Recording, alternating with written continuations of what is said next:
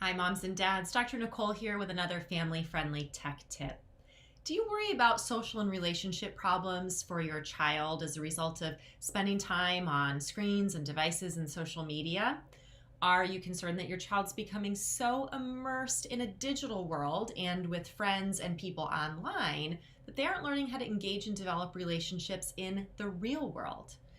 These concerns are legitimate. Research shows us that overuse of devices, screen time, digital media like video games and social media, they can negatively impact social development for kids. Cyberbullying is another social and relational concern, and many children and teens experience the negative impacts of that, especially as they start to spend more time on social media platforms.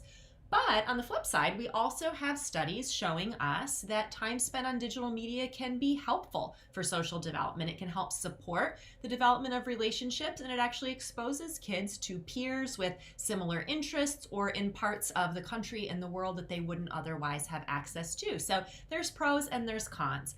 What can we do as parents to help our kids get the positive benefits of device use without the problems? So I've got a few tips for you.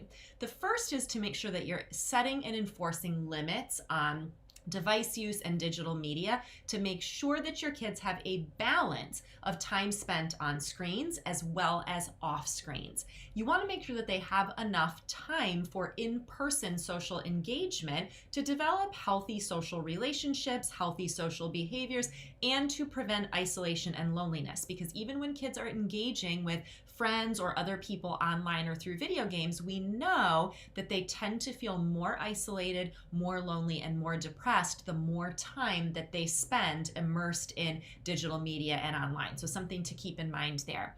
You also want to make sure that your kids are learning how to communicate with people other ways than just texting and through social media and messaging. You want to make sure that your kids are able to communicate using the phone, using in-person communication.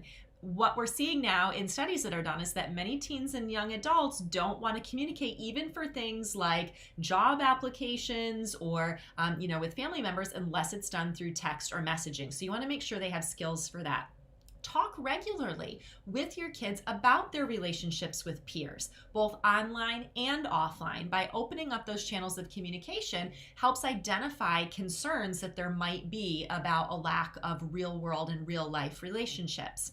This ongoing communication is also really important so that you as a parent can become aware if there are concerns related to inappropriate content or cyberbullying that could be negatively impacting your kids. And by talking about that, opening up the channels of communication, it makes it much more likely that kids will talk about that so that we can help them through that. And then finally, our modeling as parents is critical so that our kids can learn healthy relationship skills and device habits. We need to make sure that they see us spending time in quality face-to-face interaction with other people, that we're not immersing ourselves just in digital or online or device-focused relationships, but spending time with people in our family, in our workplaces, and with friends. So when we model that, it helps our kids to develop those healthy relational kinds of behaviors. So those are some practical tips for you. I hope that they help you consider some ways to support your child's social development and relationships. Thanks for watching. I'll see you next time for more family-friendly tech tips.